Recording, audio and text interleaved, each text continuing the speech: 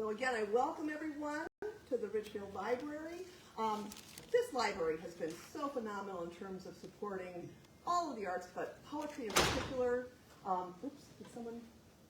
I think it was a ghost. It was a ghost. I want to thank my personal thanks to Lucy Hanley, who's handles all the adult programming, and Lori McGavin-Bachman, her assistant, for all their help in getting these programs presented to the public. So we're very glad you're here. Also, before we begin, just to promote a program that's coming up on March 1st. We have a new monthly series, online, virtual, that you can register for at the library's website. It's called Poems from Connecticut's Four Corners, even though there are 5 poets every month, because we also include someone from the center of the state. The next one is March 1st. We have 5 just wonderful poets. I forget their names right now, but there are flyers on the back table, and we'd love to have you sign into those too. And then a really special one also for April for National Poetry Month. So, without further ado, let me introduce our first poet. Hold on a second. Okay. Josh Brown, known as an urban nerd, is a rap, spoken word, and visual artist with a background in education and engineering. He serves as the current Poet Laureate of New London. Josh has been writing and performing for more than 15 years and brings a number of experiences to his craft. He spent years suppressing his gift, trying to avoid being a stereotypical black man who raps. However, he learned that our gifts are not our own, as he says, and now he makes sure to give his gift back whenever he can. He has published several poems through Magic Press and has written and distributed 2 music EPs. Josh is currently the director of Scholars, House Learning Community, which focuses on increasing the graduation rate of black men at the University of Connecticut. So please welcome AnUrbanNerd. Okay, how we feeling? Right. No, we have a lot of poets coming from all over Connecticut. I know I just came off of work, sped through 2 hours of traffic. How we feeling? How we feel. I've been late with debt, that's 1/8 of a mil. No, for real. That's really how it feel. Weight up on my chest, telling my pockets to chill. And at the same whispering to treat myself, this isn't really how I see myself. And at the same I fight every day just to be myself. See what helps, I look back and see how far I come. When this black man marathon, the color never run. When this black man marathon, the color never run. I've grown some, at least just enough to keep my heart young and wild to call your bluff when you end up with anxiety, thoughts firing. I've learned that I evoke different quotes because I found my happiness when I accepted life was difficult. I found my happiness when I accepted life was difficult. I found my happiness when I accepted life was difficult. I found my happiness. I think I finally found my happiness. Appreciate y'all. My name is Josh. I go by AnUrbanNerd, all one word. And I'm going first because I'm glad because we got some beasts and some heavy hidden poets coming up. So let me give it up for everyone coming out tonight and just enjoying some poetry. Give it up for y'all.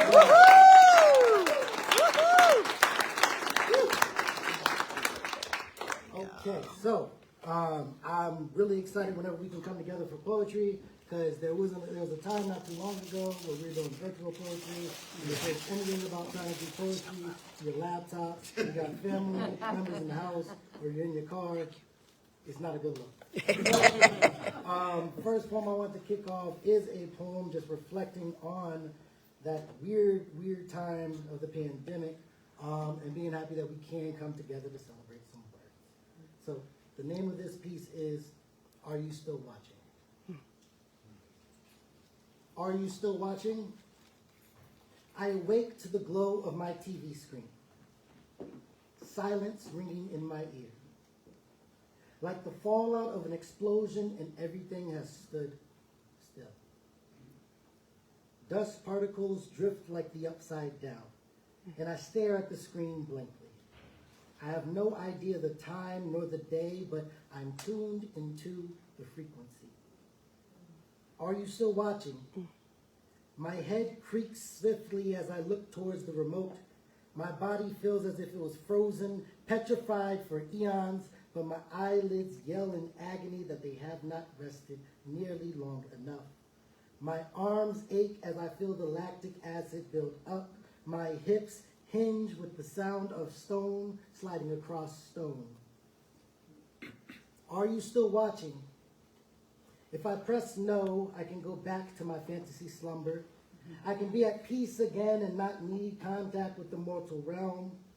The screen will collapse into itself, awaiting to be summoned again. Maybe I should make another drink. Between myself and the neighbors, we fill the recycling bin every week. It would be more funny if it wasn't so depressing. Are you still watching? Maybe I should get up and be productive.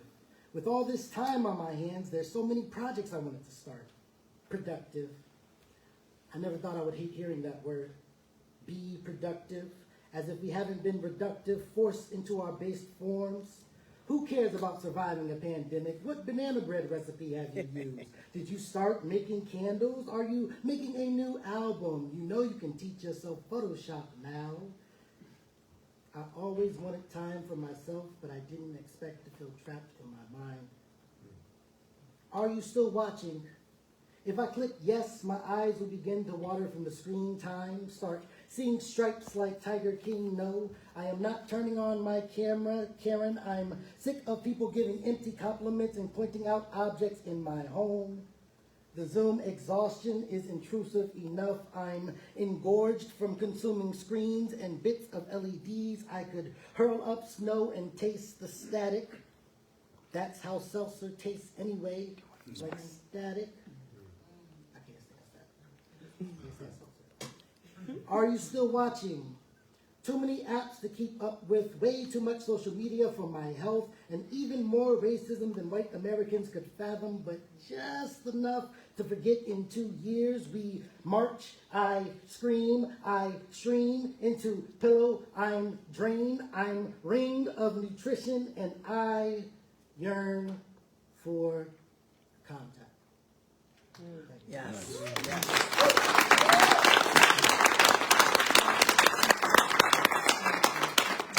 This is fun.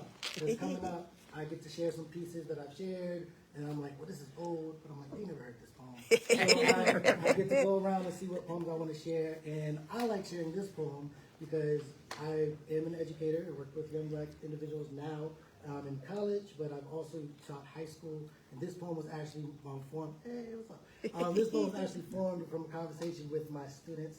And I got in trouble for it. But as a poet, we should all be getting in trouble, so I encourage y'all to get in some. To my student who just received his driver's permit, I want to recognize you. And I want to apologize that I robbed you of your joy. In your moment of triumph, your youth was forfeited. And as much as I know you can't wait to be grown, statistically, you're already viewed as older when compared to white teenagers. Before you even start driving, research shows that 10-year-olds with darker complexion are assumed to be less innocent. See, you are no longer a teenager. Instead, you are now fits the description and can you step out of the vehicle, sir? In New England, you won't get far without your license, but for you young black men, you won't get far thinking that equal rights are righteous. You are 63% more likely to be stopped and 115% more likely than your white counterparts to be searched by police. To my student who just received his driver's permit, I have no time to give you props and congrats because the only thing on my mind is you surviving driving while black. Look, I know you like to crack jokes, but if you're stopped, don't talk back, Sandra Bland. Remember to keep your music down, Jordan Davis. Don't reach too quickly for your glove box, Jerome Reed. And keep your hands where they can see them, Philando Castile. And at the moment, it hits me.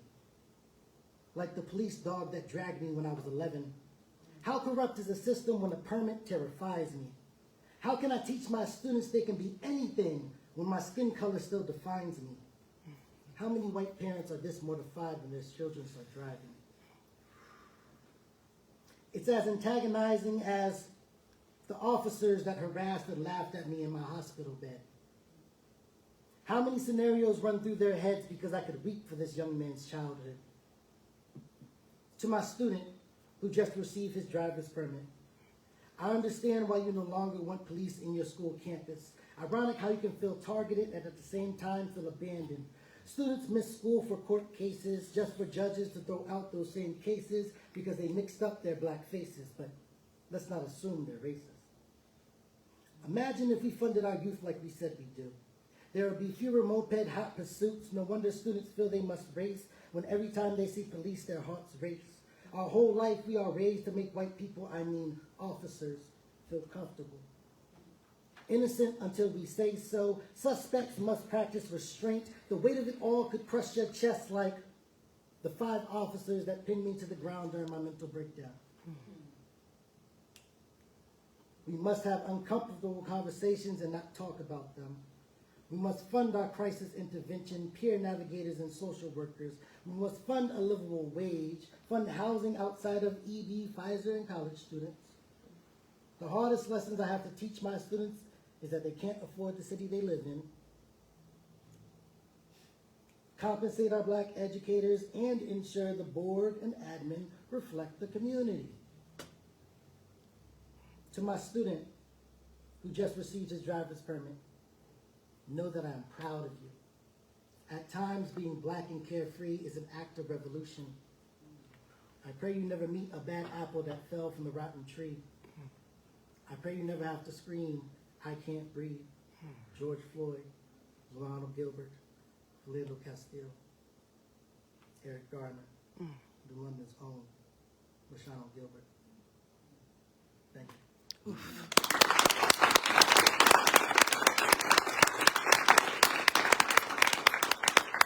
So I ended up in the paper, and they said it wasn't the right time or place.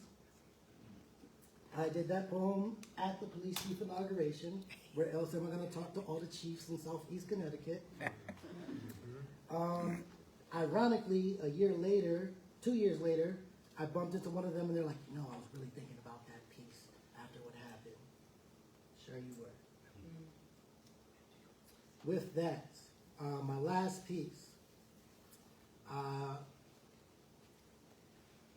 Nope, I'm not going to explain it. I appreciate you all having me. I appreciate you all being engaged, and I do want to reiterate that these are more than just words. These are stories. These are parts of ourselves that we share, and it means nothing if you don't take the lessons and do something with them. Thank you.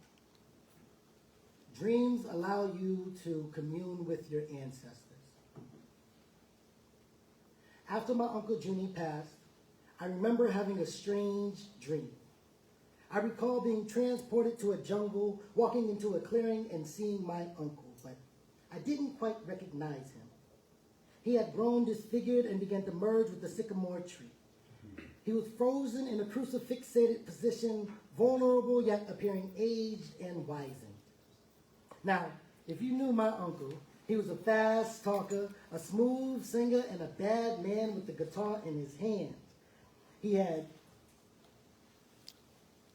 used to play that funk that left people with stink faces, knowing damn well he wasn't supposed to play that devil's music in church.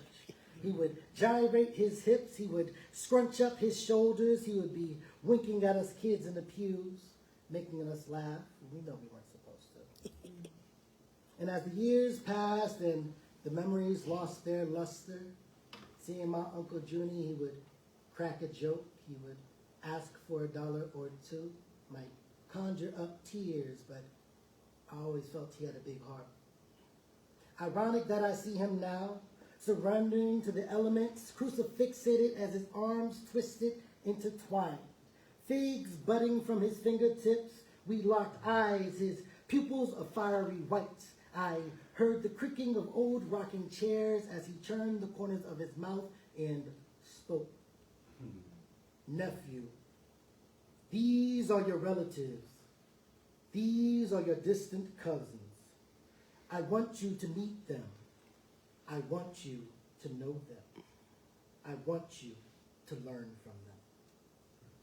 Right then, 2 heads came from behind him, levitating in the mist. looking like tendrils or sentinels from the Matrix. Their locks swayed in blues and echoes of green, masks with markings all too familiar, as if we all had the same upbringing, some shared diaspora with similar masks painted on our walls. Figures rose from the depths and my heart stood still. I heard his words, yet I did not trust them. They were entities, beings from another world, yet seemed made of light. The irony that Melanie absorbed such things. They snaked and twisted in the air, unblinking, eyes that somehow looked dead and soulful at the same time. Funny, usual tribal masks are placed on a villain or final boss. Star Fox, yet Andros did not shine as bright as they did. Their eyes remained fixed on me as if they were staring into the depths of my soul. My legs ran cold as if I felt the blood rushing from my toes. I froze, unsure whether to run or fall on my knees in praise. What are these things that you say are my family, that I am related to? What language or guttural utters come from their bellies? What do you call these sounds beating on the drums in my ears, pulsating and reverberating in my head? I turn swiftly, beating knees to chest, all too late. I for the weight of teeth chomping on the back of my tendrils. And in that instant, electricity shoots through my bones, down my scalp, down my shoulders, the hair on my neck and arm raised bald, fist to sky. My jaw clenches as the tongue sounds the pulsar. The avatar state ain't got shit on this. I'm surged with power levels way beyond a blood Super Saiyan. And I wake up back in this vessel, back in this mortal realm. Now when society has me drained and I grow weary having to explain, I'm at peace. I transcend my flesh. I connect with the ancestors and ascend. You are not the descendants. You are the descendants of the originators of calculus, the original astronomers, the very first navigators. You are more than where you come from. You are descendants from giants. You stand on their shoulders, and you all are burdened with greatness. Thank you.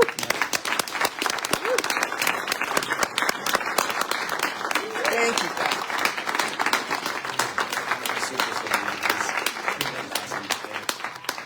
Thank you, John. An urban nerd. So, one more time.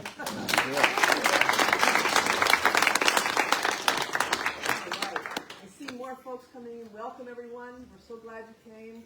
Our next poet is MayaRose.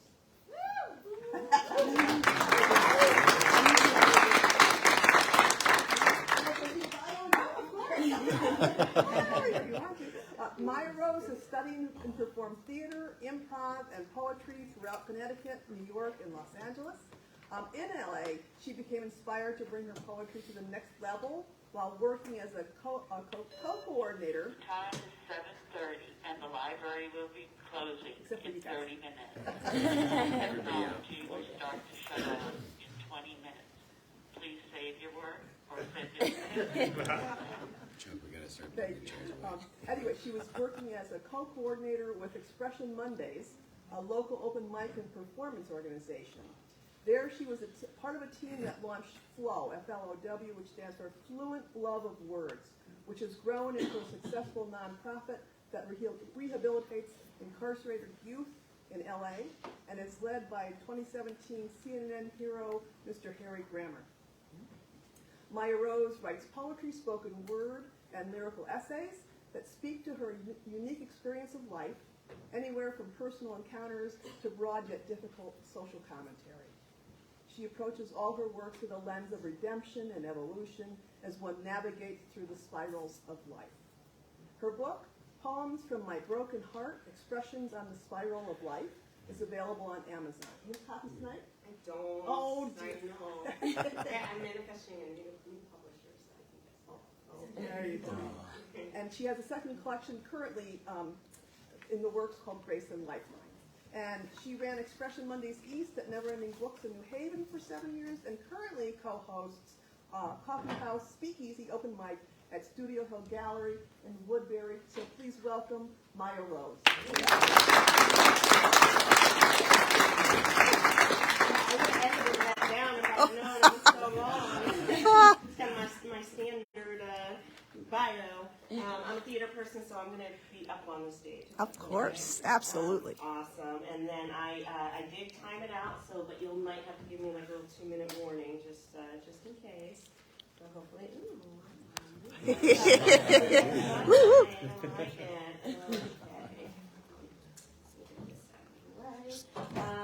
Hi everyone, again, my name is MayaRose, MayaRose Spoken Word. And I am an expert at my own life. Say what? What? I am an expert at my own life. Those who don't do, teach. It was thought. Wrong, Bud Blossom. You do it must teach till it's stupid, or else till it's stupid runs the show, Mo. Now I's got to go flow my own soul out to the one fool who gets it. So no more mediocre when truth arises out your lips. Kiss silky stick of orange peppermint and sip it slowly. Walk it gently. And take it easy, breezy, baby. Sing it loudly, silent lady. And say what? What? Good. All right. my backup choir. Teacher, ma'am. I got carried away in my own brilliance. I saw it on the face of the young boy in front of me. I stifled all his creativity and my eager desire to advise him into oblivion. The mind of this misgiving scrambles to find a way to correct it by again using my collection of philosophical learnings. My insides are desperate to grasp the past, to save face in the future. I be the adult and they be the kids, the whipping post for years of unchanneled education. I prove my superiority and my ability to talk. In my smallness, the walls surrounding my narrow point of view echoes the need to prove my point, raising the robots to blindly take charge of the conveyor belts, lifelessly sorting through whatever mass-produced item we decide to worship today to make meaning for existence. Allowing the tired limbs of their overworked adult roommates to take comfort in checking out with consumer-funded babysitters.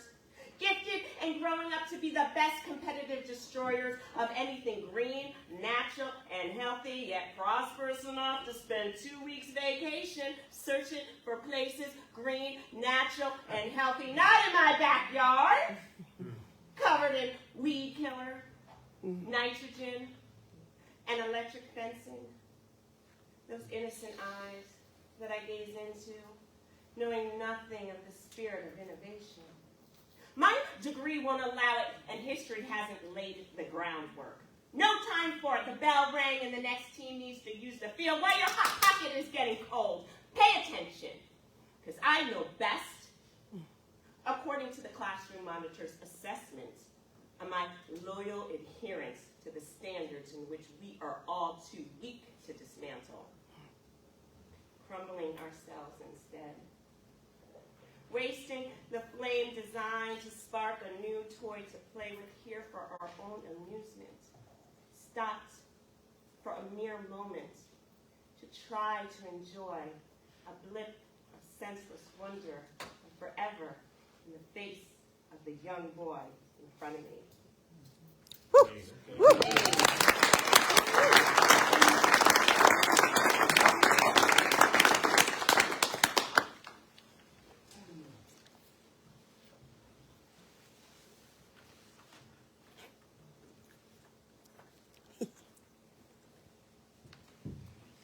Yes, sir. A no good thug. A colored boy mulatto not raised right, disrespecting the law. A criminal at the core of his DNA Negro. strip him down of all his humanity, revoke his right to vote and set him off to fight the fires of the white wealthy for chimp change. But no, it's not about race. Miseducate him and leave him to fend for himself among the chaos that is his history. We all done deserve what comes to us if we don't keep our nose clean. Concrete wallpaper and liquor store hallways are no excuse. Pull yourself up, Ingray. I did it. I got by. No one paved the way for me. Slavery has nothing to do with the politeness I choose to put in my voice. Bus boycotts and water hose beatings did not touch my college fund. Crack, heroin, deadbeat dads, and single moms has nothing to do with my inheritance of love. My suburban security and ambition has no bearing on your decision to act a fool. Pull your pants up and speak to me proper, boy. A knee on the neck helps the heart of our civilization make peace on the dead souls of our ancestors. Oof. Oof. Wow.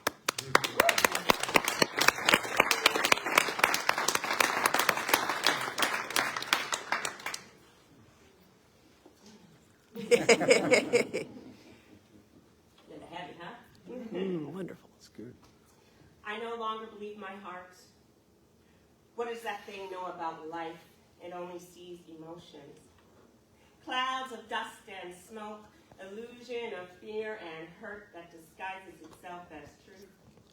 I feel so deeply that I am confused by reality, lost in a perception of who I am defined by others, family, friends, and a society of perfectionists insisting that I generate more and relinquish my own inner truth. They are not going to bring me down, I declare here and now as I dig deeper into my unconscious knowing, into the lonely chambers of this broken heart, to find the beauty and joy that is my birthright. It is not them. It is me. I see you. You are me. We are one. Teachers on this journey guiding one another. We are all images of love buried by obligations and insecurities, trying desperately to swim in the sea of everlasting peace. Occasionally pushing each other down through jealousy and fear, not knowing that what we want to attain is the ocean of self-expression which lies within our soul, with a voice waiting to explode, pieces of art, poetry, music, love, and all the ways we as humans choose to paint the world, with the colors of ourselves connected to the well in the sky. Jump in and you can fly. Jump in and you can fly to the basin of cosmic creativity, splashing fantasy at your feet, igniting imagination into your brain, igniting your thoughts, tempting your eyes to look at one another as co-creators of this human game. Working together to figure out who we are, why we are here, revealing ourselves unconditionally accepted, free from the monetary illusion of the emotional cry of our hearts and the negativity that screams in our thoughts. Thoughts are words. Words are power. Power can change a nation. Watch what you think and choose what you say. Be accountable to creation. Okay. Wow.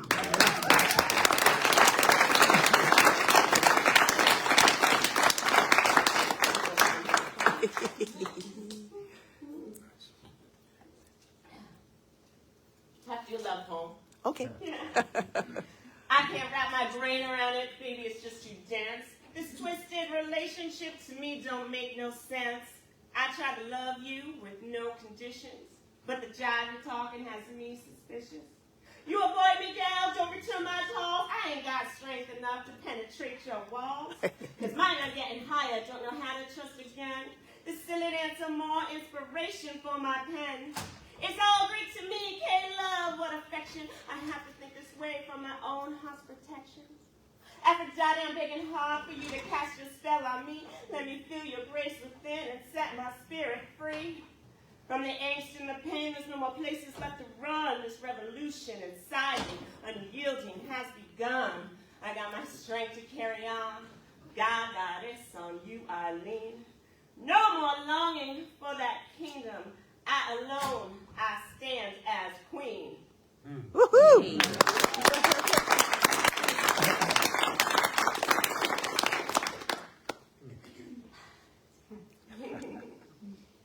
Just have a few more.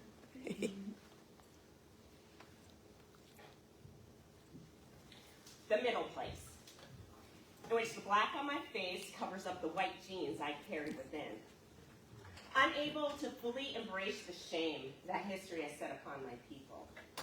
I have no right to claim my part in the ethnic grand balloon of fried chicken, collard greens, and God Almighty. White girl trapped in a black girl's body, dancing off beat to the music.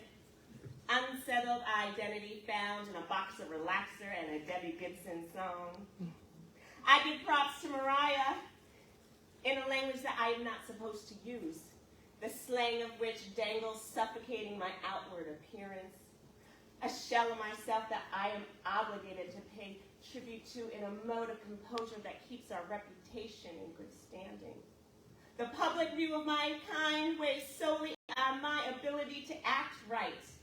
However, my whiteness gives me a free pass, a waiver for things like sports, spelling, and oppression.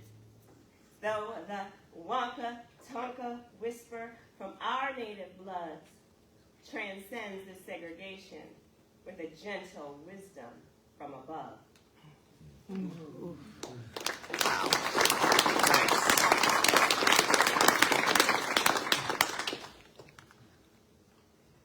So this next poem is called Grace and Lifeline, so I'm in manuscript form of my second book, Grace and Lifelines. All is not lost, has the grace and lifeline set me free, walking a tightrope between sanity and ecstasy, isolated in observational reverence of manifestations made rich, gathering the last remnants of old parts fractured by insignificance in the eye of the devil, working past flashes of glory and victory made in memory and pastimes, left rising out of battered soul carrying the burden of German blood and African drums, channeling all that is in me to make good on a promise set by a soft voice in yonder, flashing through karmic distortions, feeding on the nectar of the hummingbird and the spit of creation, leaving a legacy of difference in the intention of forgotten and the wandering of spirits. Mercy on me to be the one who sheds light on all faults in a distant people, an inquiring mind, never ending the story of bruised knees and start over again to see painted a new color, walking a narrow thread between sorrow and jubilation. Nice.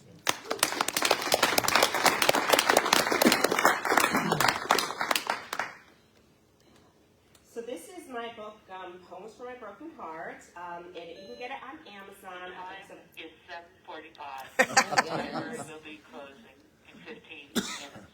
If any items to check out, please take them to one of the self-checkout stations or the circulation desk on the main level. She sounds so happy. Get the heck out of here, right? Please pick your items up. So I have three more short ones. So this is my book, Poems for My Broken Heart. I'm manifesting a new publisher, and it's under my given name, Leah Joy Pearson, so you can find it there. I don't get any money from it, unfortunately. It's self-publishing, but once I manifest my new publisher, I'll have my MayaRose on there. But still, check it out. I think it's a good collection. And you can also find me on YouTube if you want to see where I'm performing, and on Facebook if you want to know what I'm up to. This is called Katrina's Story. Broke our backs on the banks of the Mississippi. The ghosts of the past clear up on our face. Oh Lord, fit to find me a home. Why does no one hear our voices? Do they really just not care? Thousands screaming, bleeding, crying, we've fallen hard beyond despair. That one there was a shoe shiner, reading all the Jazztown greats. He worked hard for every single dollar, left drowned, lifeless, covered in sheets. The powers that be neglected the dying. Poor people aren't worth the help surviving. Crowded trailers full of stank and pain, accepted indifference, don't know what see it plain. Here we are, again full circle. Years have passed, still no hope. Wishing, praying, calling, saying, we all continue and drop in the rope. Good.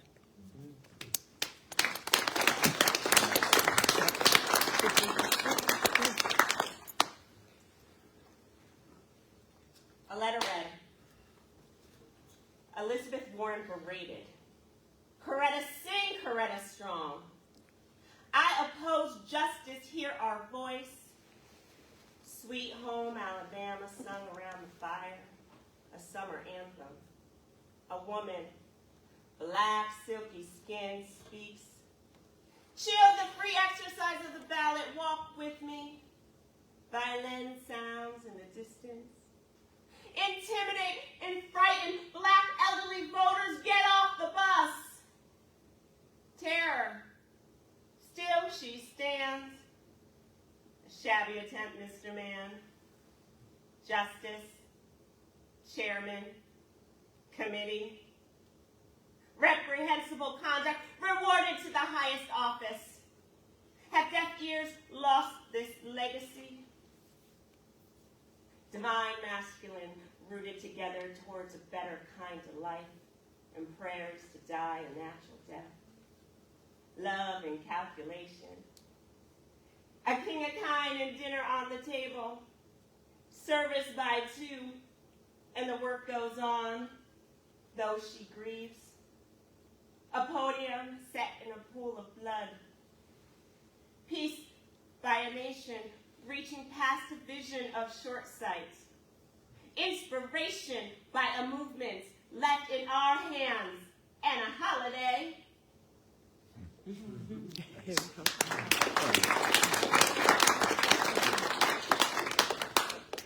I have one more? Okay, perfect. And I want to thank you so much, Barb, Oh. for inviting me and for all of, oh my God, these incredible, incredible artists that I get to be a part of. And I'm so nervous and starstruck, so it's great to be here. All right.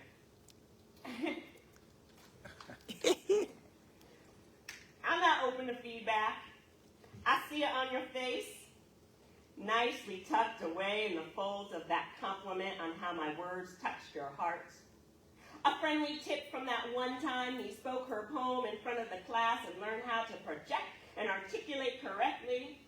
I know how hard you work at being the best expert audience for all things oratory. And with that infectious grin and such a solid handshake, how can I contradict the ways I tell a story to preamble my presentation and manage to always stumble over the screech of the microphone? How when you saw that famous nomad from the city and oh so spunky talent from out west, and how you loved the way they leaned into the tale about the kids with the spaghetti on their face that made everyone feel that they were sitting at the table. But you have to admire all my work and just love how I assemble a particulate of banter and flow of good alliteration, is that right? Or metaphorical patter. I thank you for the compliment and admire the oranges and yellows in your shirt. A wonderful dristy spot to calm my nerves that you said you didn't even notice. With that said, and what to for, among sincere thanks and appreciation for your attending, however with a grin, not open to feedback! Wonderful. Woo-hoo! Woo-hoo! Woo-hoo! That's wonderful. Excellent. Great.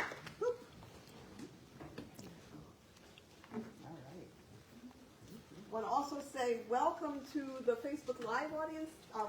We have our Connecticut Poet Laureate, Antoinette Grimbell is watching, so welcome Antoinette, and everyone else watching too. So it's a great night. Okay, next up, thank you also, MayaRose. That was very, very powerful, so lots of fun too. Next up, Sharmont influenced Little of New Haven, uses the art of spoken word to deliver his message and belief, as quoted by Dr. Martin Luther King Jr., that injustice anywhere is a threat to justice everywhere.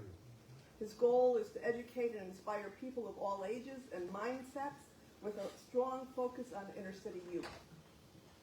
Influence has performed all over the country using universities like Yale, Virginia State, Boston University, and a host of public schools as his platform to reach the youth of today.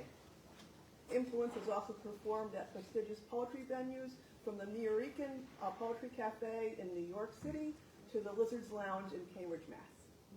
The winner of more than 100 slams nationwide, Influence was also a 5-time member of the Connecticut Slam team, Verbal Slap, and holds the 2018 Grand Slam champion title for Connecticut.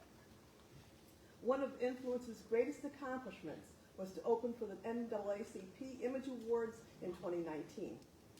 His first album, Verbal Tears, was released in 2007, so please welcome Influence.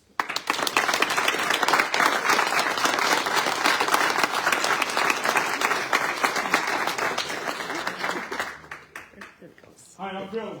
Hey, hey. So, we hear about hip-hop, poetry, hip-hop, poetry. So, how many of y'all know how that meshes together? Okay, let me give you a little bit of history. Right? So, hip-hop today, I'm going to be nice. Hip-hop today still remains the story of struggle, pain, love, and everything that we go through in urban cities, right? Before modern-day hip-hop, we had the last poets, Abiodun. We had Gil Scott-Heron. We had people like that were considered rap, spoken word artists, and that's where the cries came from to learn about what was going on in our neighborhoods and our cities. So tonight you're going to hear a plethora of things from myself and from other artists that come up here. So that's kind of the fusion of what spoken word and hip hop is for today. It's our stories. It's our pain. It's our love. It's our joys. It's our hurt. Our misunderstandings, and also our understandings. So, yeah, here we go.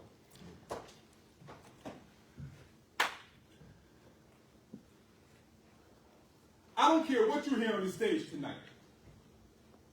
I need you to understand that the revolution is not a poem. It's not held inside by 28 rules or set in between two margins. I've never seen a revolution take a bow and have a room full of spectators applaud it. It's never schemed on rhymes or presented punctual punchlines. In fact, the only connection the revolution has to configure diction that was born from the word tired. Of being distressed, overworked, worn out, and frustrated. Like my sisters are frustrated because their deadbeat baby fathers don't bother. All they do is create little boys that play with toys that lack a progressive positive influence who then become big boys playing with rags, hanging out of back pockets, now crying on lonely street corners. Now these tears, you see, these tears become libation for lost years. Absorbed in the concrete to reveal the footprints of how their sisters now walk these streets.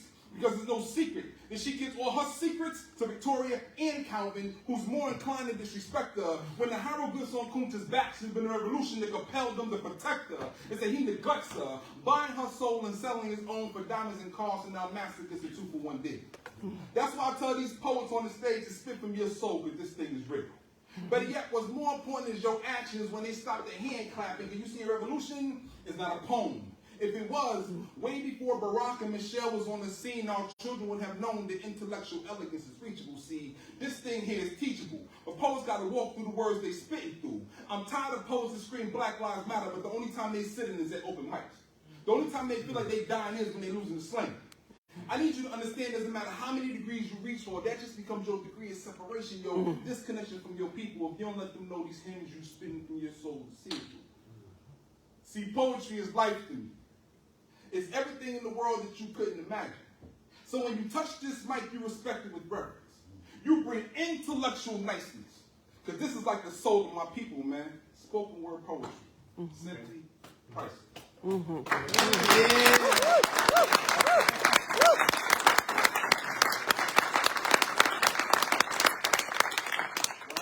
So, poetry and hip-hop is also spoken word academia tried to discredit spoken word. They try to say it isn't poetry. But here's the thing. We use free verse, which is true. But it's so much more than that. It's poetry in every form. We use metaphors, similes, double entendres. We write in different scheme forms and everything. So it very much is poetry, including using rhyme, right? But the difference between ours is that we use our bodies to also show what we feel, along with inside our struggle. My mother was an alcoholic. This is the poem that came from this 20 years later.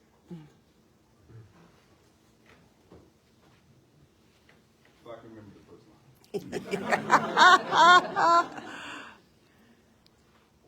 I always wonder why there's a house of spirits in every corner of my hood, claiming to be your friend, Mr. or Mrs. Help Me Feel Good. See, once upon a time I tried to use Johnny as a walker, but everything I tried I would black out and woke up bloody red. See, I didn't realize that bud never made me wiser. It just made me call on my friend Henry that gave me a hypnotic specialty to turn into the hawk sexually. That's right around the time I turned out Bloody Mary. And that pretty white Russian started sending me wild Irish roses and liquid cornfields. That from my actions I felt so bad I rode the great goose on a sabbatical to see if the truth really resides in the same eyes. When I met him, he invited me to drown myself in the absolute truth.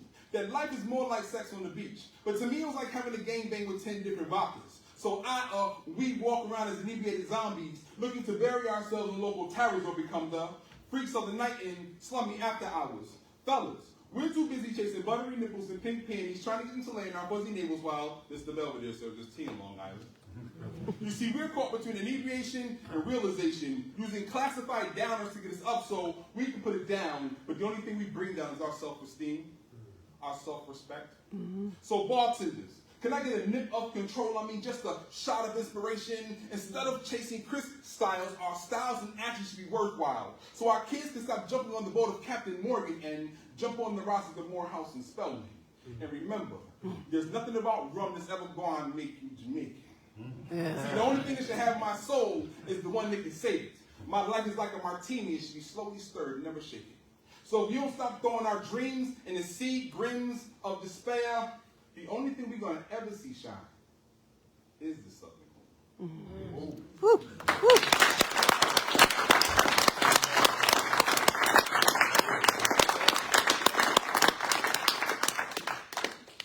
I got a couple more that I'm going to get out your way. Through this journey, my bio said one of the greatest things I ever done was the NAACP Image Awards. I'm going to redact that. The greatest thing I ever did was become a father. Yes, yes. Woo-hoo.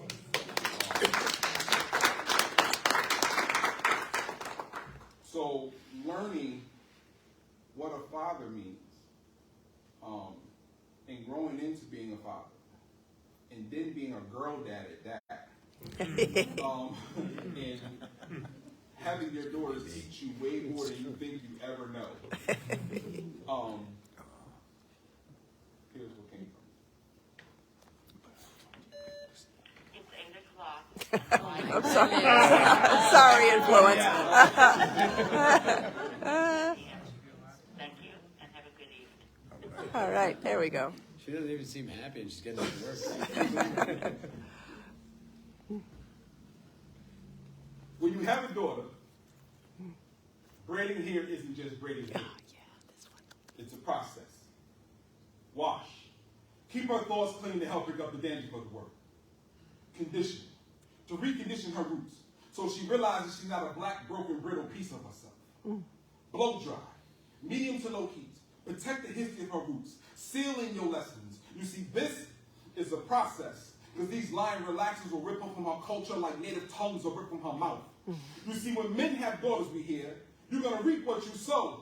I mean, what goes around comes around. So I part their hair straight to continue to pat them angels sleeping in the nappy-headed roots, because equality can't be boxed in a box brain. So I grease up with black gospel verses, putting the Holy Ghost in my combs, because ethnic roots are blessed with trials and tribulations. Like when white counselors told my daughter she can only choose from community colleges. The universities showed her the money, with full-fledged educational scholarships. Braiding hair isn't just braiding hair. Styled with a spiritual connection, a beautiful three-strand trinity. Father, daughter, holy bond. Blessed be the shotgun for the prom date. This ain't just braiding hair. So I braid underhand to hide my fears of black girl magic. Because black girls are vanishing just like black boys. They go missing like barrettes. When a Tamir Rice gets shot, everyone forgets about Rakia Boyd, Ayanna Jones, Sandra Bland. These women have fathers like me that will go into Walmart to grab period pillows, rags, sanitary napkins, tampons, and dare somebody to say something. They can catch these shea butter anointed hands. See, this is more than just braids and ponytails. These are open conversations. Like, Daddy, why can't I date him? Didn't you sell drugs? Like, Daddy, I think she wants to take me to the things. This is more than just braiding hair. This is therapy. This is baby. I put the drugs away a long time ago because you're the only potent substance I wanted to handle. It's baby. You can choose whoever you want. Just remember that Daddy loves you. Because, baby girl, your path won't be easy. You can't be tender-headed. You got to be able to handle any style. Because this world will twist, lock you up, ban you into knots because they dread your existence. This is not about braiding your hair. It's about quality time, ending daddy issues, being your shoulder, but you not needing it. Unapologetically independent and showing unconditional love when this world gives you conditions. So even when my hands cramp, I will wash, dry, pulse, grease, twist, and braid my life around yours. Because it's always been about loving you. It never been about braiding your hair. Oh, whoa.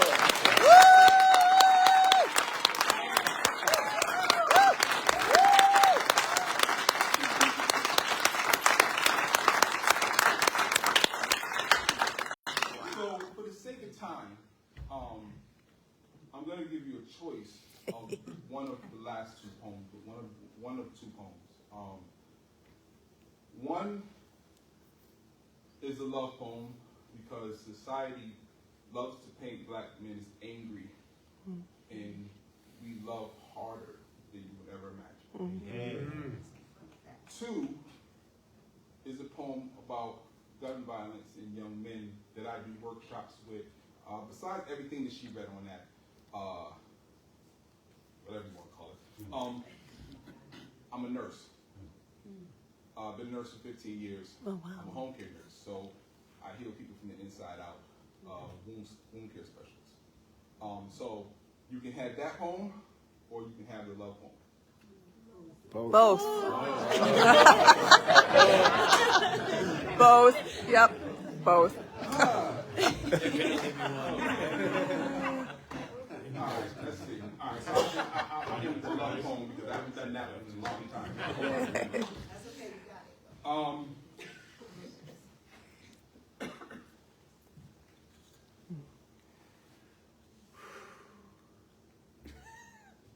I had a conversation with a black boy the other day. Gunshot victim. He asked, "What makes a black man be a nurse?" I told him the last line of the nursing pledge reads, "I dedicate myself to the devoted services of human welfare." Well, I guess you black boys are the only humans because your welfare seems to be the only one at risk. As a nurse, I've seen more black boys die in hospital beds than I care to count. Have heard more mothers scream, "God help me," with the white voice in the room saying, "I did all I could." Do you know what a street beef smells like? It smells like the hot slugs cooking in a black boy's chest. Because I'm from a city that knocks down projects because the rubber makes better battlegrounds. Turning black boys into green berets, playing in concrete jungles, moving like renegade soldiers, fighting for the big piece of poverty. Call it black on black civil war. Call it ethnic suicide. But black boy, you ain't no soldier. I seen how you died. Tears running, fists clenched in fear, body quivering like mama's little baby. I've seen bullets pull from your rib the way food is pulled from your teeth. Black boy, how can you digest death but you can't chew life? There's no honor in how you die. Body broken like bread, hands baptized in your blood. I've seen your purple heart on chill like the devil's coming for dinner. Black boy, don't you know what your blood looks like on white sheets? It looks like emasculation, mental conditioning. It looks like extermination. It looks like your blood knows how to die. Like mama stretched across caskets like American flags, folding herself into fetal triangles, delivering her tears to pillows, realizing she won't hang any more spangled banners for her stars. It's like my nursing degree has become a one-way ticket to watch you die, choking on bloody bullets over and over and over again. It has to be a sin. Black boy, it has to be a sin that you learn how to pull 9mm before you can even pull a 900 on your SATs. That I learned how to pull bullet fragments before I learned how to pull splinters. Black boy, we don't need no more GI bills. Aren't you tired of depositing bullets into your GI, gastrointestinal tract, taking gut shots? Don't you know the devil's a glutton for a black boy's flesh? Because your flesh be beautiful, your flesh be sacred, melanated Morse code, your flesh be forget failure. Black boy, you ask what makes a black man be a nurse? I said when the overflow of self-hatred and blood tsunamis the emergency room, when hospital beds, gauze, and sutures no longer keep the damned from leaking, I say you, black boy, I became a nurse hoping these hands will be your Teflon second chance. Because the only shots I ever want you to take are the ones at greatness.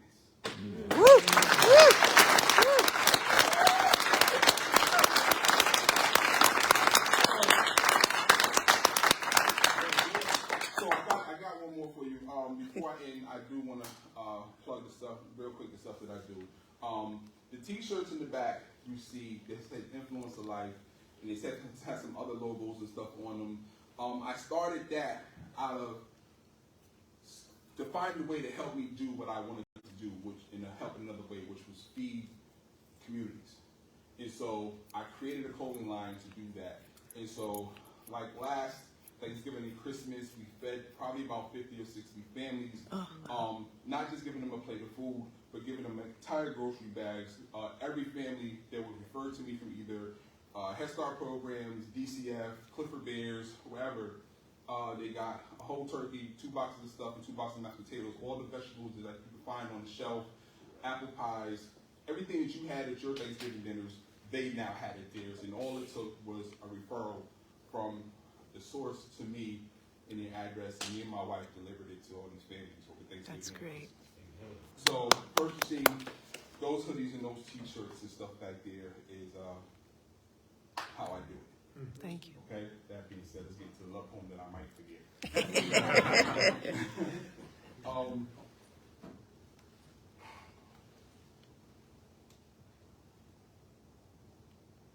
You should never need to ask how deep my love is. No matter how much of a prolific poet I become, my words can never describe how I wish my soul melt into. How I'm truly in love with who you are. But the thoughts who you will become makes my spine tingle. As my heart, let your wisdom guide me on the path to completeness while I'm completing your sentences, as if God has fused our minds to guide our vocal cords on the same path.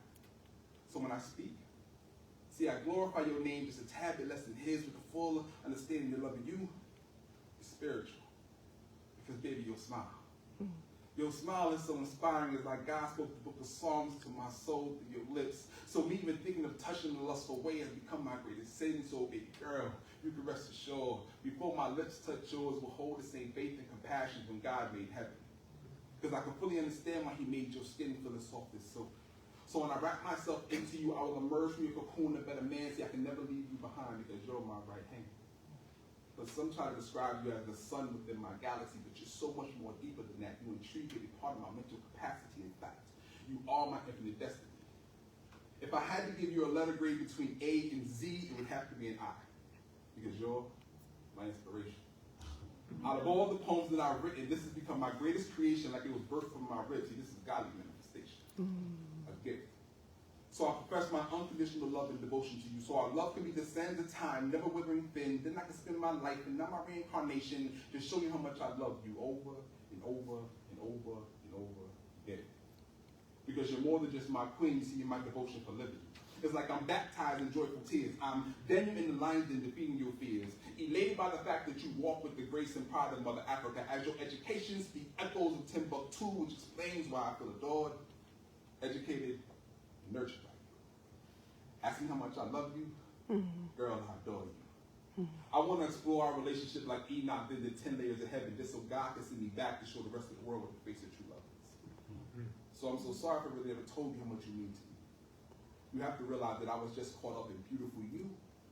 Just want to be part of simple me. And if anyone ever asks, I will always tell them that you are the meaning of true love. Oh, wonderful. Thank you.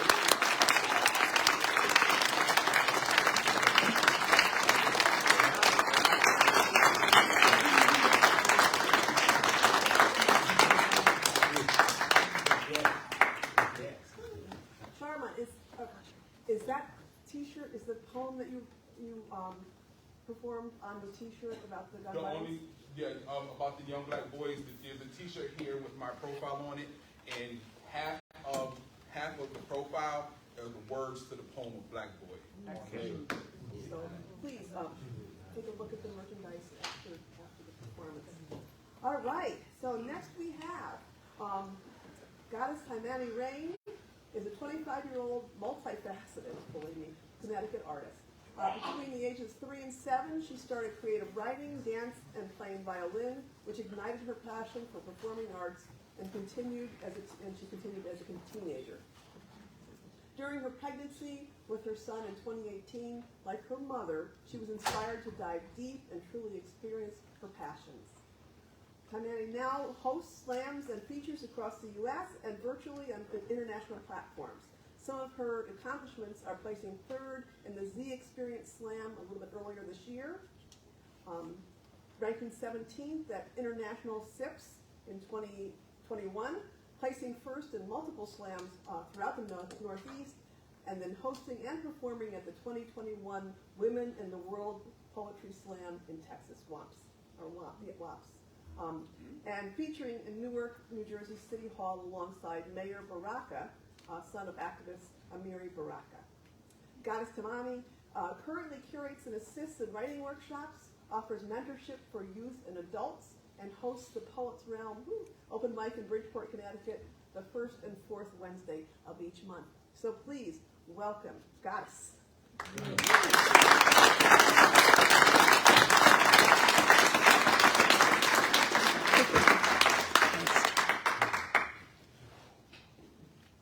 Peace, everybody. Hey, peace. Well, as you guys heard, my name is Goddess Tymani Rain. I am from Waterbury, Connecticut, currently moved to Bridgeport, where, as she said, I do co-host a event called Poets Realm, and the gentleman that just got off stage is actually my other co-host of the event. So, it would be awesome to see some of your lovely faces there one day. But I'm gonna do 3 pieces for you guys.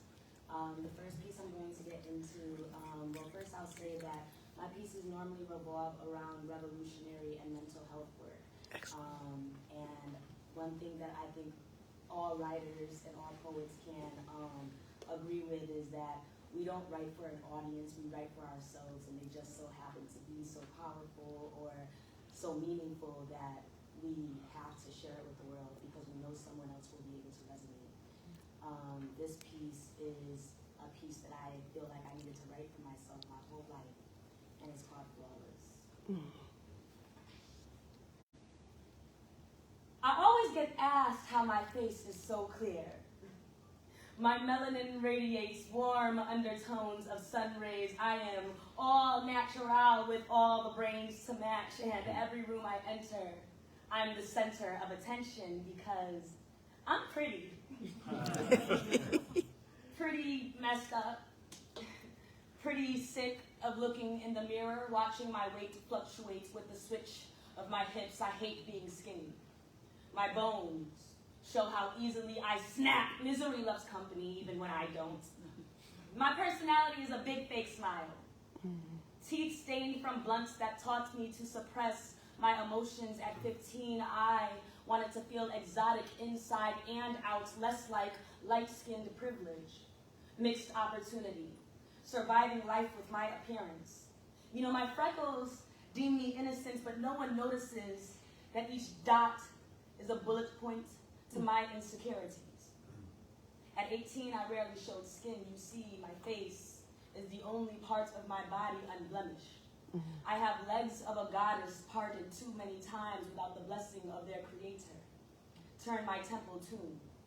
All the demons projected into me couldn't exorcise their screams if they wanted to, so my tongue became blade. I became a masochist. My wrists bled once a month. I called it menstrual. Called myself mental, never patient, more like monster. Hid self-made scars between stretch marks because tiger stripes make me feel less domesticated. The only foundation I have is the war paints that I apply daily. I fight for my identity as jobs gentrify my existence, dress code full coverage. Cover up, girl, come colored correct. And no matter how I conceal my truth, this bee needs some rest, and it's all over my expression. You know, today some stranger tried to call me aggressive, but I've already accepted my bitter attitude. Because every room I enter, I'm the center of attention, objectified. Perverse men unraveling my dress with naked eyes, and maybe it's my fault. Maybe I shouldn't have worn it, but I just wanted to feel damn good for once, and when I walk away, they'll watch me. They'll say, smile, sweetie, why are you so angry? But they don't ask the person who broke my heart, the jobs that denied my applications, though I have all the qualifications, not my bills, not my nightmares, not the babies I'll never meet. Not my son, I feel I'm failing, not PTSD's overprotection. That I check daily to see if he's been molested, not the triggers that cause my anxiety attacks. Or simply the double targets of being a woman and black, feeling like she'll crack whenever she's asked, how is your face so clear? Because I just make my pain invisible. Ooh, good. Amazing.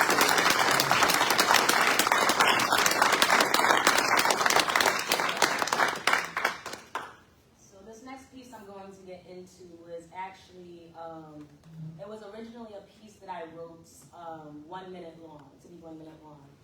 I was writing it for a group piece that actually featured influence, who you heard on stage, and two other amazing Connecticut poets.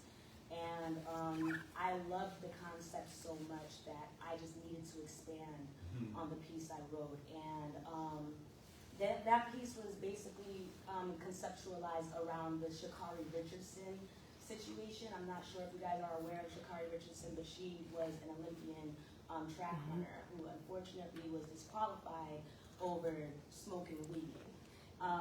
Right now, Sha'Carri Richardson has become the fastest woman in the world and has gotten no press coverage over it. So that is something that I think is very important and even makes this poem even more powerful.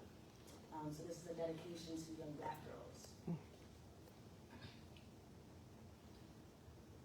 I always wondered what made a black woman become Olympian. Make career out of surviving. When her first instinct in danger becomes her purpose, cheating death is a life lesson. Safety and success are defined the same no matter how much you pray, you're a prey. And when fight isn't an option, do feet grow wings? At what age do young girls learn to fly? As soon as they're old enough to look both ways on sex-trafficked streets, this country crosses us, makes us backseat gymnasts, telephone pole dancer, tight enough to rope us up. The difference between a noose and the news is an elimination race black girls are running.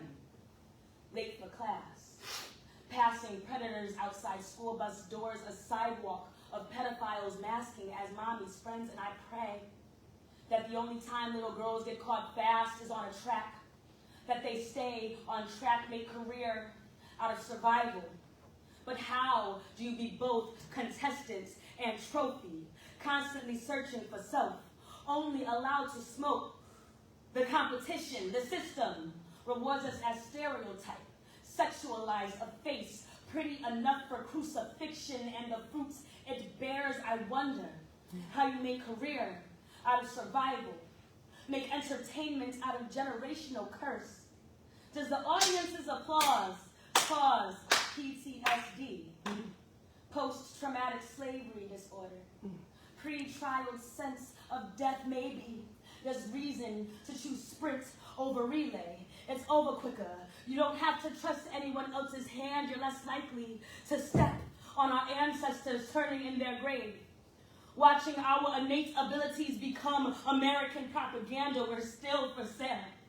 Be cable, reruns, running, like lights at Granny's months mommy couldn't catch payments, running, like eventually these legs will make enough bills to cover theirs, and I wonder how you turn survival to a career.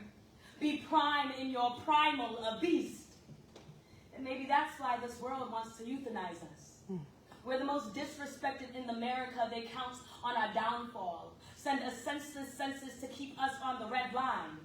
Planted in the plantation, yet we run like Tubman, freeing village feet unchained. It's our job to survive, to succeed. We jump ghetto's border, escape the hood, but never its shadow. We start at the pistol and race to make it out of range. We keep souls off pavement enough to leave a legacy instead of traces, to never be defined by a chalk line, but the many that you make it past first, and to know that no matter how they try to meddle our decisions, they will never take away our gold. Woo.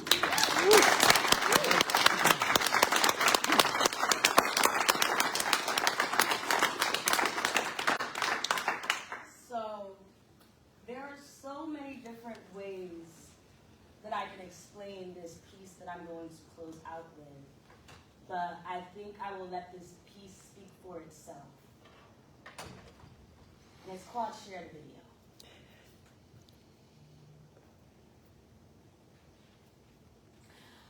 I always knew growing up I'd be an entertainer, a poet, a dancer, an actress. But at age 13, I realized pigmented people don't make the end of the movie. They're the first to call the plot twist caught up in crossfire climax. And unless you're TT, Cleo, Kane, or Ricky, that tragedy has no meaning. Ironically, we act the same in society. Desensitized by, I apologize. I haven't done this piece in a while. I'm going to run it back if that's okay with you guys. That's good. That's fine. I always knew growing up I'd be an entertainer, a poet, a dancer, an actress. But at age 13, I realized pigmented people don't make the end of the movie. They're first to call the plot twist caught up in crossfire climax, and unless you're TT, Cleo, Kane, or Ricky, that tragedy has no meaning.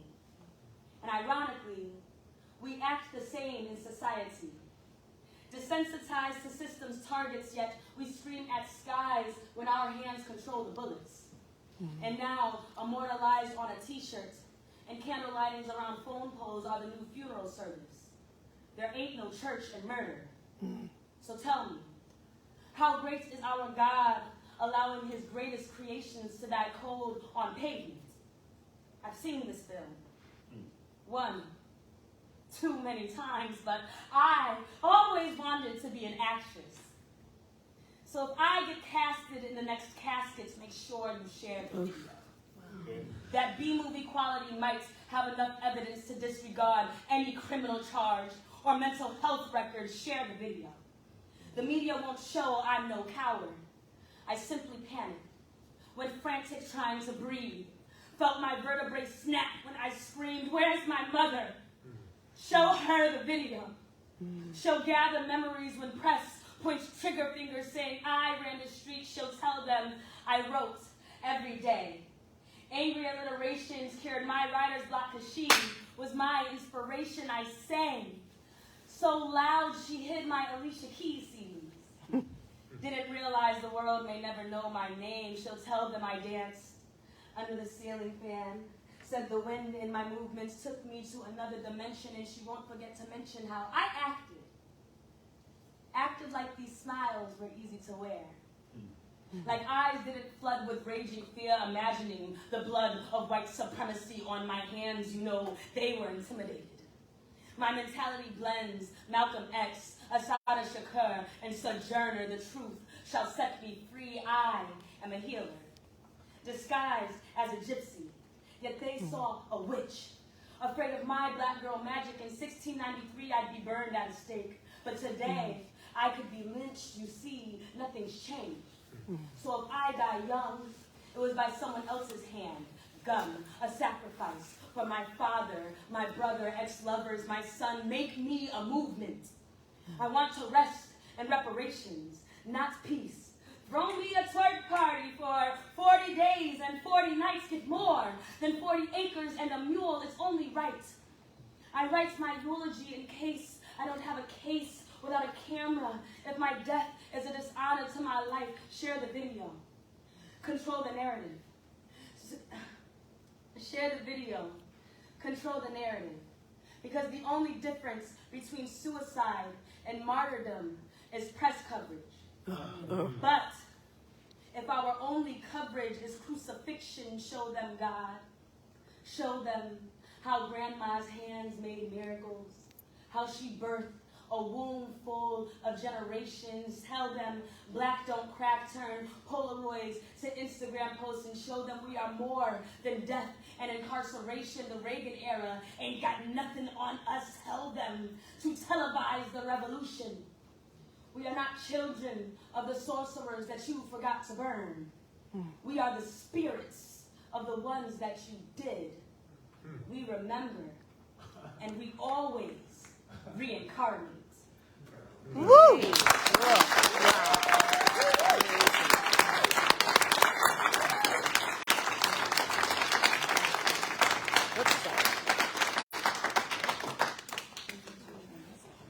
You having fun?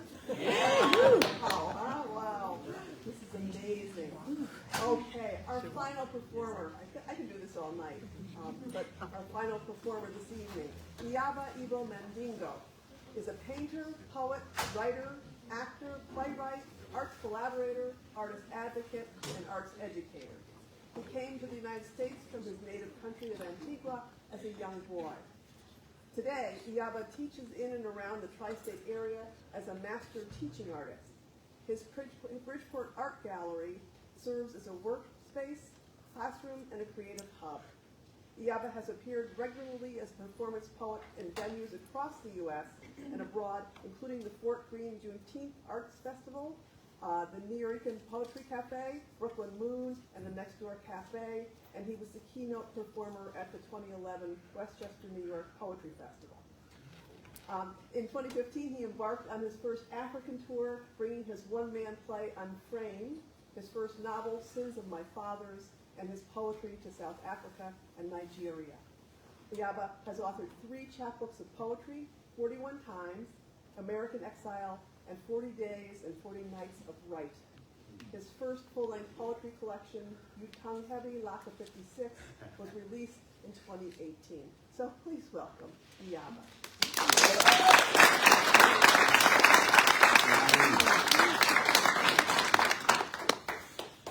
What's up, everybody? Hey! So I got 2 books. Oh. For Your Tongue Heavy Like a 56 is antique and patois. It means you got a lot of heavy shit to say. Ah. During sharecropping, they pushed the plows. That they had stamps on the plows for their weight, and the heaviest one was 56. Ah. So my great-grandmother used to say this all the time. Excellent. And this is actually the first chapbook that we just celebrate 22 years of release. We just re-released. Oh, excellent. Both of these can in a doggy bag, as we say. How much time? You take your time. They said take your time. You didn't say that. This is cool. Yeah, today's the 15th, 14th, 15th. 15th. That's through the last 48 hours with numb. You know, my son just been with his granddad. Oh, congratulations. Woohoo!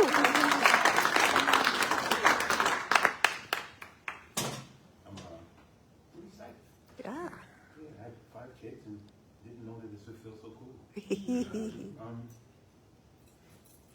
same way every time. So.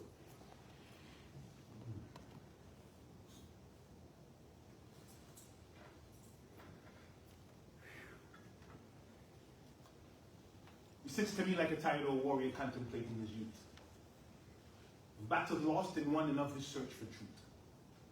Imagining myself as him and traveling back in time to see America in technicolored black and white.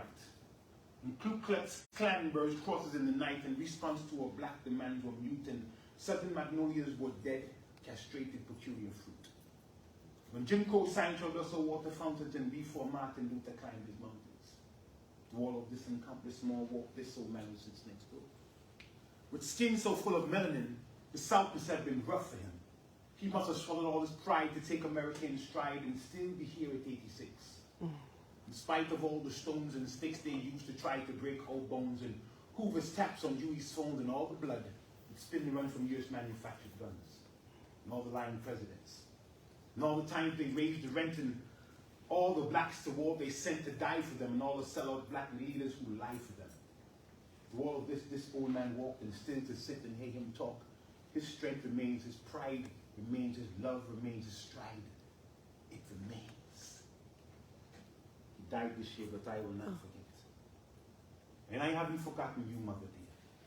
The wailing of your cries that lived within my ears, I haven't forgotten the way it felt to only have your child for a while and fear the auctioneer becoming human still. I remember your womanhood. You could pick 50 sachets of cotton, I haven't forgotten. You could face the whip, 3 months within a ship, founding fathers, invading hips. Bring your sons and daughters away today, tomorrow, African names become Smith. Black people seem to love it. And are willing to sit and watch them colonize you, imperialize you, globalize you, and Tarzan movie trivialize you. The warmth of your tropical boom, I still remember. Sucking raw melanin from your breast. Mount Kilimanjaro's peaks, my cheekbones, black skin, nose, and lips survived. The ships and whips and founding fathers invading your hips. So they see both of your faces today too. And make them remember what they did to you. Wow.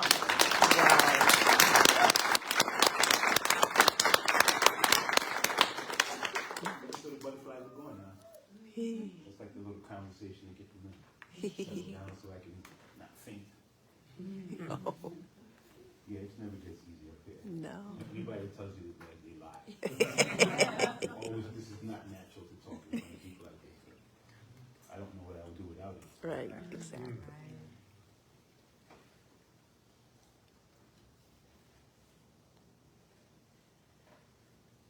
September makes 43 years I've been here, 53. So came at 11. Grandmother passed about 24 months before my aunts came down, and they helped my mother's brothers and sisters. They coaxed her into coming because she didn't want to leave. We were in Antigua, heaven, paradise, beautiful, and my grandfather was there. Still the most giant, magnificent man I've ever met and known in my life. I didn't want to leave, but we left. And I remember the Sunday morning, Mommy gave us the good news. Church had just let out. And I was trying to steal away with my new girlfriend, Lucinda Cadet, for a little church. Mommy caught us as we made the bend of the corner. Boy, come here. Where you guys going? Nowhere, Mommy. Nowhere. Boy, come here. Yes, Mommy. Son, I have wonderful news. The visa buyers have arrived. Your aunts will be sending the money for the tickets. We'll be leaving for the States soon. But, Mommy, you know what? I'm going to America. Young man, you speak properly. She hated it when we did that, you know. Talked in our patois. But when the accent, when you get under her nerves and the accent will come out, you look a boy and say, go on, go sit down and stop talking the righteousness. But, Mommy, you know what? I'm going to America. Not now, but marry about America. Me don't want to buy no mango there supermarket. We want to pick it off a mango tree and besides. All the milk and honey don't share out. Those hand-to-mouth living in government projects where guns are barking instead of dogs and the sirens have replaced the sounds of the crickets and frogs at night. The policeman keeps watching me. I see him creeping through my dreams, arresting my aspirations. So, Mommy, you know why I'm going to America? If I nothing I got married about America. And my pleas fell on deaf ears. We came, dressed in stiff suits built by my grandfather. I can remember landing in Kennedy Airport that night and seeing the lights of a New York sky. Mommy lied with a straight face as the man checked our papers. This is so pleasure. Oh, pleasure. We're just here visiting family. And how long will you be staying? Oh, just 2 weeks. But maybe I blinked. Because I don't think I remember seeing her from the plane. See, I was looking for an Ellis Island vibration when I entered this nation, but this place wasn't mine to have. One day I went looking for her, to get some liberty from her. I wondered if she'd have anything to say, but I think they closed her mouth the same day they closed Ellis Island. I walked inside her dress and looked up past her breast to see her crown here from the ground. The stairway to her brain moved slowly as a midday train, and as I climbed to the top, the stairs, they seemed much steeper. When I looked the way I came, the bottom seemed much deeper. The top was claustrophobic and made plenty people sick. The door to the heaven-stretched arms was off limits. No one could go there anymore since Ellis Island closed her doors, but I wanted to go up there and see what Carlucci and McGinnis and Goldstein and Smith see. My name is Mandingo or Rodriguez or Mohammed, and now today it's off limits to me. She represents America in more ways than they know. I climbed to her top to find these doors where many entered before and now not anymore. I descended her stairwell of iron core, realizing this liberty had lost her soul and all her liberty had been sold. To those who could pay with their white skin, Mr. Ellis would check them in. European second home where the Indian and buffalo used to roam, and third world people get sent back home. By xenophobic offspring of European boat people who now write laws that would have sent their great-grandparents back to Ireland, back to Italy, back to Russia, back to Eastern Europe, back to Western Europe, back to feeling black and brown like third world people waiting for Mr. Ellis to write his sequel. From her beacon hand grows worldwide freedom. Cries she with silent lips. Give me your tired, your poor, your huddled masses yearning to breathe free. I lift my lamp beside the golden door. But for third world people, it doesn't seem to be like it. Not anymore.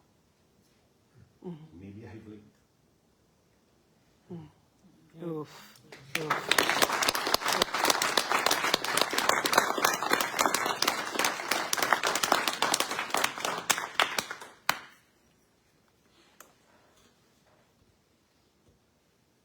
Jackson, Mississippi. 1 month before 9/11, on tour. Just left the West Coast, Seattle, flew back to Connecticut, or to New York, met up with a couple of poets, and flew to Mississippi, Jackson. Mega Ephesus from Jackson, Richard Rice from Jackson, Margaret Walker from Jackson, Ku Klux Klan, and some of the things they do that we talk past from Jackson.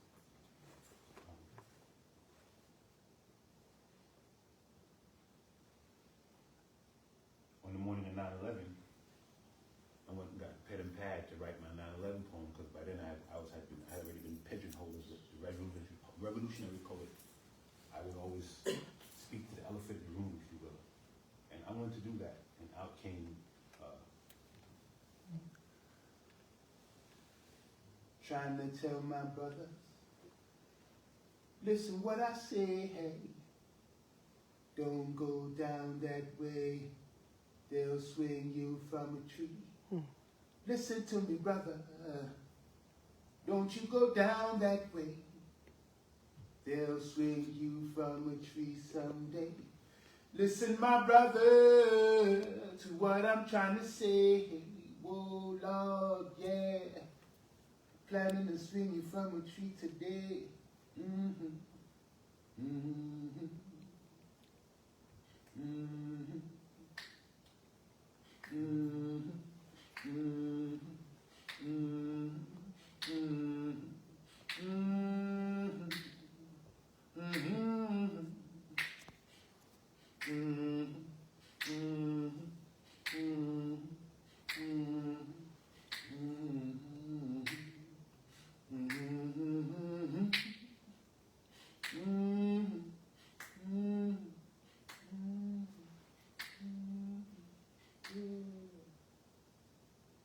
Yesterday, a tree spoke to me in Mississippi. She beckoned me to her softly, wanting no one to hear horrid tales of bearing strange fruit. Her truth? She'd always tried to hide behind the other trees by pulling in her limbs and leaves when they came, but that never made them leave her alone. Instead, she'd moan as they dragged another screaming body to her trunk. Bending over, she showed me the limb they would choose to hang the noose and cried a sticky sap as she placed the tortured limb into my lap so I could see the gaslights in her skin from being abused again and again to lynch black men. And sticky sap took all my face, she recalled the horrifying screams that haunted her dreams at night and how the victims fought to choking hope away with hate, suffocating future dreams, asphyxiating life away with tarred and feathered flames, and sticky sap dripped all over me as she recalled the smell of chewing tobacco and gasoline and fear and hatred and burning flesh and laughter, mocking laughter, inhuman, indifferent laughter that floated up to her upper limbs, blocking them from the sun, causing her leaves to wither and fall to the ground where her roots moaned in guilty agony. See, she felt guilty. Guilty for being an accomplice to murder and torture, and now sap poured from every pore of that tree onto me, and I had to hug that tree. So she could see that their hate was never hers in my eyes. I never blamed you for the hate of savages who used your limbs to perpetrate their cowardice. I never blamed you. We never blamed you. They never blamed you, those brothers and sisters who swung from your limbs, so don't cry, my sister tree. We know the fear and share the agony of not knowing when or how to run from this American hate.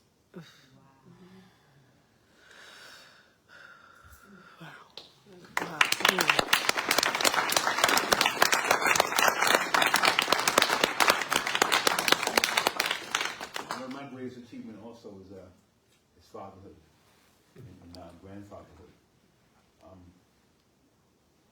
So if you count my grandson and my stepson, I have 4 sons and 2 grandsons. That's great. That's 6 boys. It's terrifying. Yeah. Terrifying. I wish it was terrifying for all the good reasons that, if you're terrified when you have boys. But,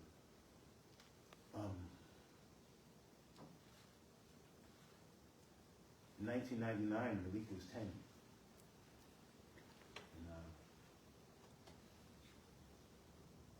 CJ was, how old would CJ be in 1999?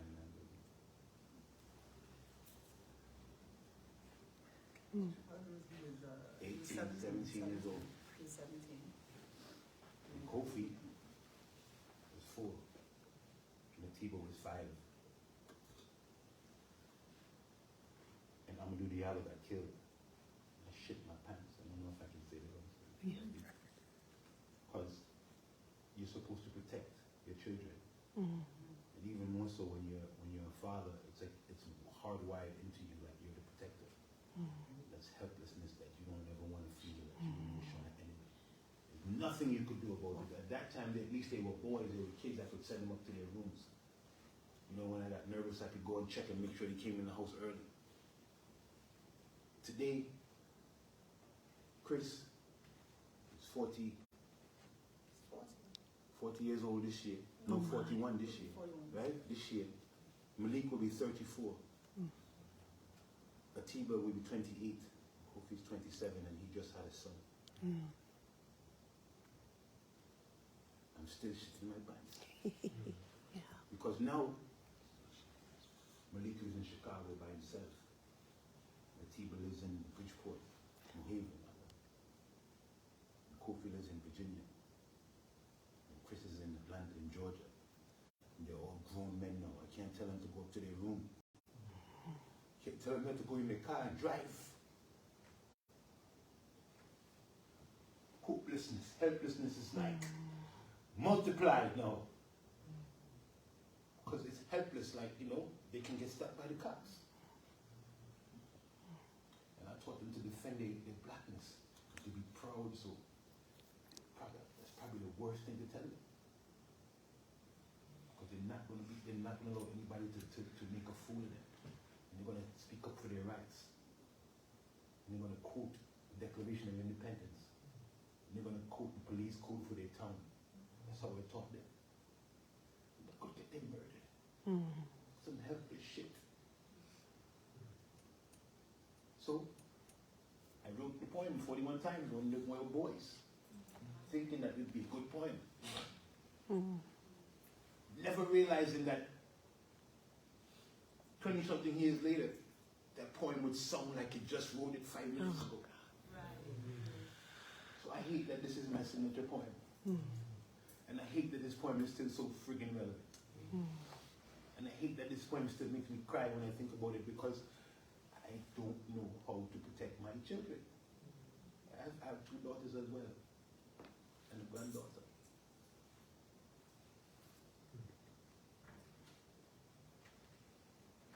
It takes 41 bullets to quiet your fears. 41 times for your goosebump ears. 41 times that grew in your eyes, 41 times to shrink me to size. 41 times you thought you saw a gun, 41 times I didn't try to run, 41 times in Big Mouth Rudy still can say, 41 times a grand jury should lead the way.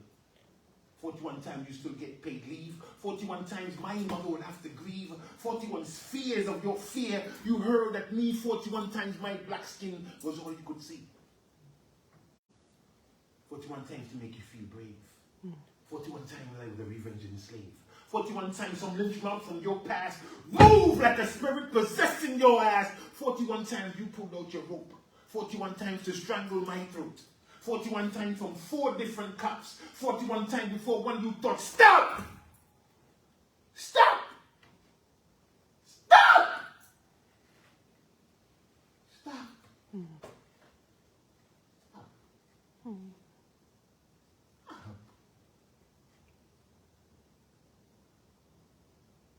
41 times to make you feel calm. 41 times and I was never armed. 41 times for this racial schism to grow still more. 41 times more black blood spilled out on the floor. So yesterday, I ordered 3 bulletproof vests. See, I have 3 boys to pass their test. That's 3 boys with melanin in their skin. So I ain't teaching them about reaching for anything around the waist, because I know you won't waste no time stealing their lives from me. I'm letting them know how to turn around and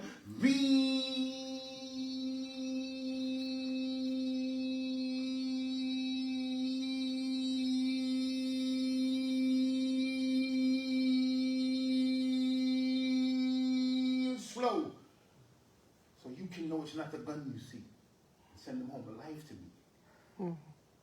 I'm teaching them how to duck in case you try to lock duck, boy. Duck, duck and roll, duck, roll and run some more. I won't let them outside the door of my eyes view. I pray to be with them when they run into you.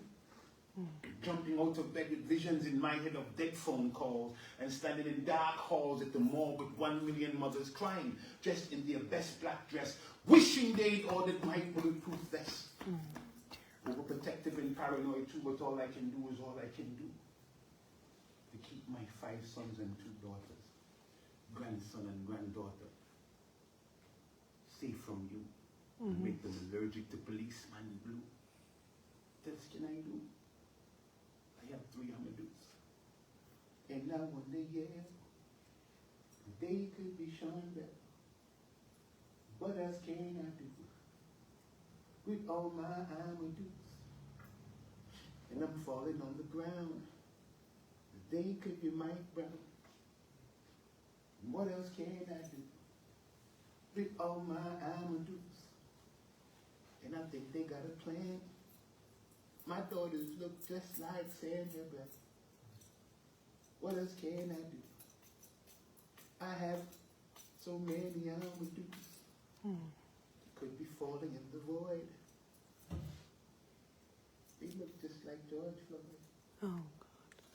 This is the song that never ends. Just goes on and on, my friend. Oh.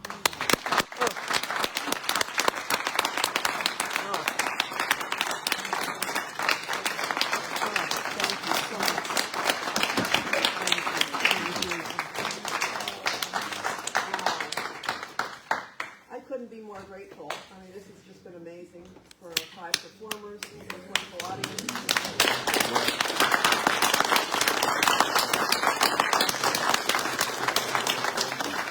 We've gone really late, but I hope it's okay with you folks and also with the library, but I do think we need to leave fairly quickly, but please stop and look at merchandise.